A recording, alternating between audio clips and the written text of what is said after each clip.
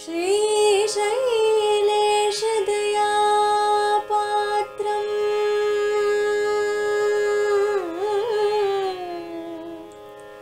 धीभक्त्यादिगुणार्णवम्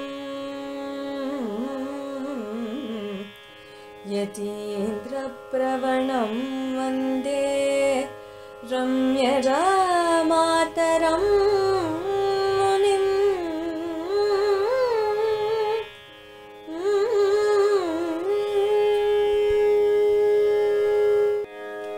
கார்த்திகையுரோகிணினாள் காண்மின் நின்னு காசினியே வாய்த்த புகழ் பாணர் வந்துதிப்பார் ஆத்தியர்கள் அன்புடனே தான் அமலனாரிப்பிரார் கத்ததற்பின்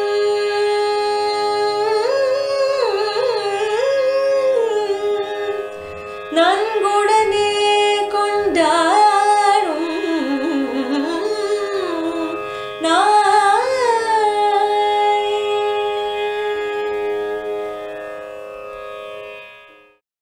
ஸ்ரீமதே ராமானுஜாய நமஹ.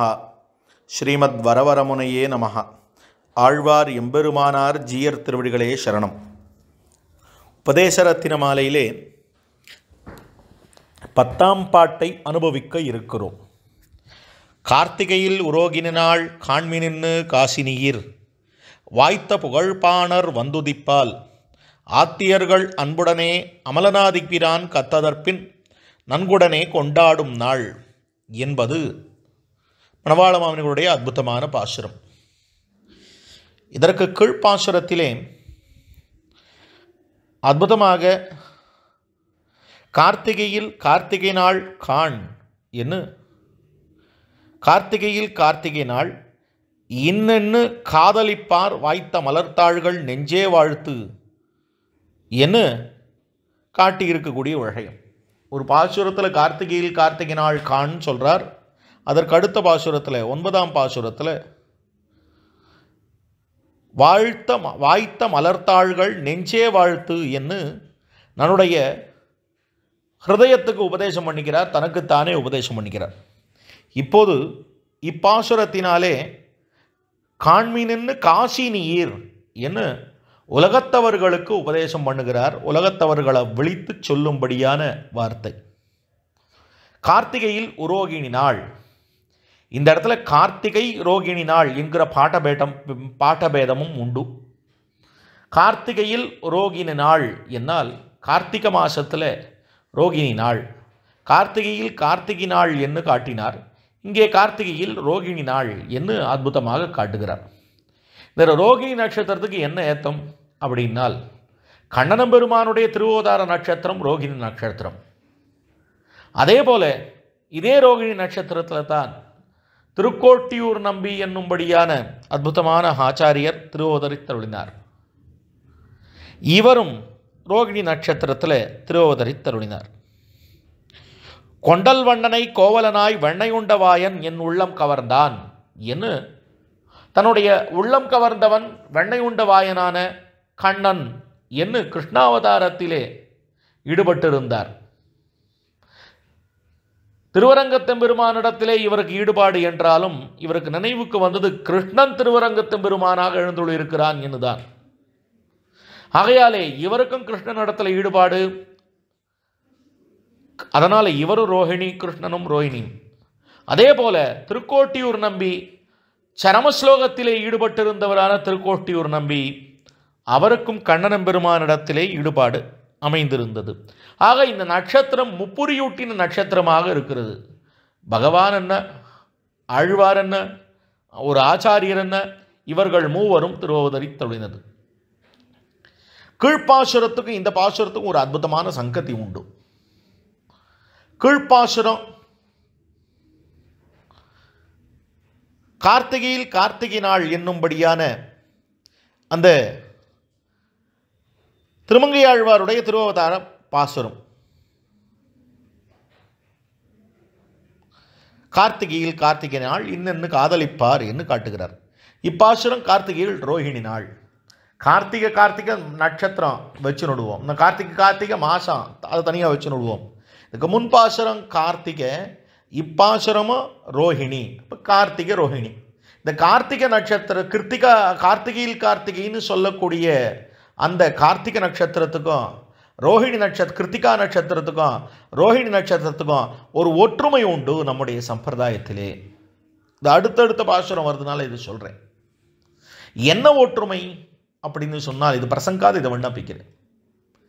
என்ன ஒற்றுமை அப்படின்னு சொன்னால், கண்ணன் ரோஹிணி நட்சத்திரம், திருமங்கையாழ்வார் ரோஹிணி நட்சத்திரம்.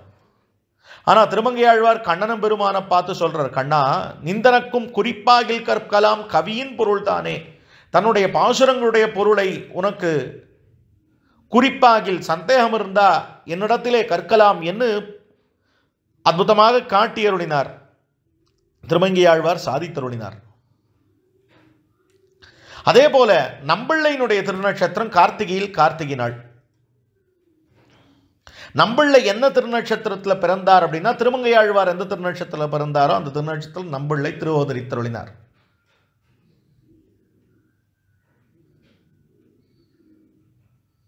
அதே போல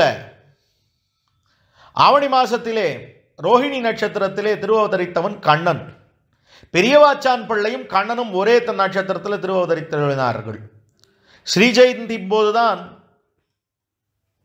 பெரியவாச்சான் பிள்ளை திருநட்சத்திரம். திருமங்கையாழ்வார் சொன்னார், உனக்கு சந்தேகம் இருந்தால் என்னிடத்திலே இந்த கவியின் பொருளை கற்கலாம் என்று கண்ணனை பார்த்து சொன்னார். கண்ணன் தானும் அடியேன் என்று பணிந்தான். அதனால கண்ணனே பெரியவாச்சான் பிள்ளையாக அவதரித்தான், திருமங்கையாழ்வாரே நம்பிள்ளையாக அவதரித்தார். அதுதான் கார்த்திகை நட்சத்திரத்துக்கும் ரோஹிணி நட்சத்திரத்துக்கும் இருக்கக்கூடிய ஒரு அற்புதமான சன்னிவேசம் அமைந்திருக்கிறது. அதே போல இங்கும் இந்த ரோஹிணி நட்சத்திரம் முப்புழியூட்டின நட்சத்திரம் என்று காட்டப்படுகிறது. காண்மினின்னு காசி நீர் இந்த உலகத்தில் இருக்கிறவாளை பார்த்து சொல்றார். வாய்த்த புகழ்பாணர் வந்துதிப்பால். இவருக்கு புகழ் என்ன புகழ்? திருப்பாணாழ்வாருக்கு நைச்சம் ஜன்மசித்தம் என்கிற புகழ். உயர்குடியிலே பிறந்து நைச்சத்தை வருவித்துக் கொள்ள வேண்டி அல்லாமல் இவருக்கு ஜன்மசித்தமான நைச்சியம் அமைந்திருந்தது. அதனால்தான் லோகசாரங்க மாமுனிகளுடைய தோளிலே எழுந்தருளி பெருமான சேவித்தார். புஷ்பத்தியாக போக மண்டபங்களில் பனிப்பூவும் ஆலவட்டமும் வீணையும் கையுமான அந்தரங்கர் என்று காட்டப்படுகிறது. புஷ்ப மண்டபத்தில் பனிப்பூ, தியாக மண்டபத்தில் ஆலவட்டம், போக மண்டபத்தில் வீணை.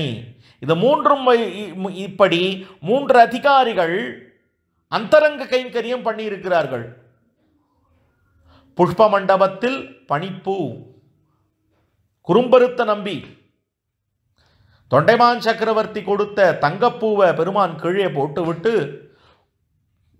இவர் பண்ணி இருக்கக்கூடிய இந்த மண் புஷ்பத்தை பெருமான் தலையிலே வைத்து கொண்டான் திருவேங்கடமுடையான். திருவேங்கடமலையிலே இருப்பது புஷ்ப மண்டபம் என்று பெயர். தியாக மண்டபம் காஞ்சிபுரத்திலே இருக்கக்கூடிய மண்டபத்துக்கு தியாக மண்டபம் என்று பெயர். இந்த தியாக மண்டபத்திலே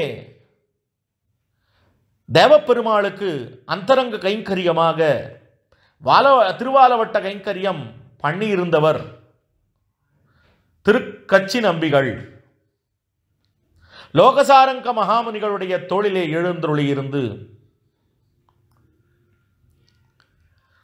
அந்த திருவரங்கத்தெம்பெருமானுக்கு வீணையை கொண்டு பாட்டிசைத்தவர், பாட்டு பாடினவர் அமலநாதிபிரான் என்னும்படியான அற்புதமான கிரந்தத்தை பண்ணியருளினர் திருப்பாணாழ்வார். இவர்கள் மூவருக்குமே நைச்சம் ஜன்ம சித்தம். குறும்பருத்த நம்பிக்கும், திருக்கச்சி நம்பிக்கும், திருப்பாணாழ்வாருக்கும் நைச்சம் ஜன்ம சித்தம். ஆனால் அவர்கள் பெற்றிருக்கக்கூடிய பேரு மேலான பேரு.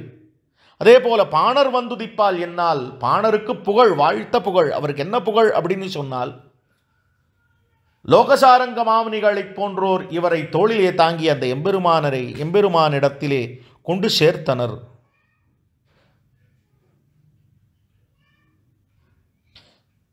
பாணர் வந்துதிப்பால் எப்படிப்பட்ட பாணர் என்று சொன்னால், பரமபதத்திலே அந்த எம்பெருமானுக்கு சாமகானம் பண்ணியிருப்பார்கள், சாமகானம் பண்ணி கொண்டிருப்பார்கள். ஏதத் சாமகாயன் நாஸ்தே என்று எல்லோரும் சாமகானம் பண்ணுகிறார்கள். அதுபோலே இங்கே இவர் அங்கிருந்து நித்தியசூரிகளிலே இருந்த ஒருவர் இங்கே எழுந்தருளி அந்த எம்பெருமானுக்கு கானம் பாடினார். அற்புதமாக பாட்டு செய்து பண்ணு செய்து தேவகானத்திலே பாடியிருக்கக்கூடிய இந்த அற்புதமான பாசுரங்கள் அமலநாதிபிரான் பாசுரங்கள். வந்துதிப்பால் அப்படிப்பட்ட பாணர் வந்துதிப்பால் அண்டர்கோன் அணியரங்கன் அப்படின்னு அவன் இருக்கிறதுனால இவரும் அங்கே பரமபதத்திலிருந்து நித்தியசூரிகளிலே ஒருவர் இங்கே வந்து உதித்தார். ஆத்தியர்கள் அன்புடனே தான். எப்படிப்பட்ட ஆத்தியர்கள் என்று சொன்னால், அதாவது லோகசாரங்க மகாமுனிகளைப் போலே பிரமேயபூதனான அர்ச்சாவதார ரூபியாக இருக்கக்கூடிய பெரிய பெருமாள் விஷயத்திலும், அதே போல சிரேஷ்டரான திருப்பாணாழ்வார் விஷயத்திலும் மிகவும் பிரவணராக இருக்கக்கூடியவர்கள், மிகவும் அன்பு கூண்டிருக்கக்கூடியவர்கள் ஆத்தியர்கள் கொண்டாடும் நாள். அன்புடனேதான் அமலநாதிபிரான் கத்தரற்பின் என்று காட்டுகிறார். நன்குடனே கொண்டாடும் நாள். இப்படிப்பட்ட அமலநாதிபிரான் என்னும்படியான சீரிய நான்மறை செம்பொருளாக இருக்கக்கூடிய இந்த செந்தமிழிலே இருக்கக்கூடிய அமலநாதிபிரான், இதுக்கு ஏத்தம் என்ன?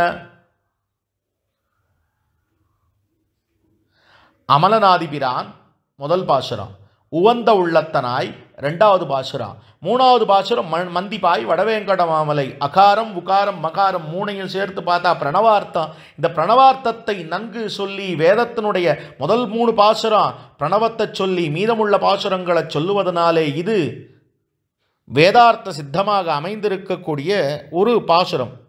அப்படிப்பட்ட இந்த திருப்பாணாழ்வார் அவதரித்த நாளை நன்குடனே கொண்டாடும் நாள். மிகவும் சந்தோஷத்தோடு நன்கு கொண்டாடக்கூடியவர்களாக இருக்கிறார்கள். அப்படிப்பட்ட நாள் திருப்பாணாழ்வார் திருவவதரித்த கார்த்திகையில் ரோஹிணி நாள் என்று அற்புதமாக காட்டியருள்கிறார்.